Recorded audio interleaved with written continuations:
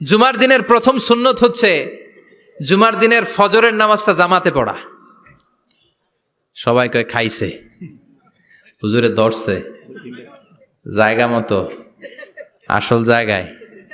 জুমার নামাজের প্রথম সুন্নত হচ্ছে ফজরের নামাজটা কি পড়া? জামাতে। আফদালুস সালাওয়াত ইনদাল্লাহি সালাতুল ফাজরি ফি ইয়াউমিল জুমআতি ফি জামাআহ। বিশ্বনবী বললেন জুমার নামাজের 15টা সুন্নত মুখস্থ রাখতে হবে। 1 নাম্বার সুন্নত ফজরের সালাত জামাতে পড়তে হবে। 2 নামাজ মুনাফিকদের কাছে সবচেয়ে কঠিন, একটা হচ্ছে ফজরের নামাজ আর একটা এশার নামাজ। এক আলেমকে জিজ্ঞেস করা হলো ফজরের বাতাসটা এত ঠান্ডা আর স্নিগ্ধ কেন? আলেম উত্তর দিয়েছিল, কারণ ফজরের বাতাসে মুনাফিকদের নাকের দুর্গন্ধ মিশে না। ফজরের বাতাসটা স্নিগ্ধ, ফজরের সময় আল্লাহওয়ালাদের আনাগোনা, মুসল্লিদের আনাগোনা, ইসলামের পক্ষের শক্তির আনাগোনা। চিল্লায় বলেন ঠিক কিনা? মসজিদে নববীতে জুমার নামাজের দৃশ্য আর ফজর নামাজের দৃশ্য ছিল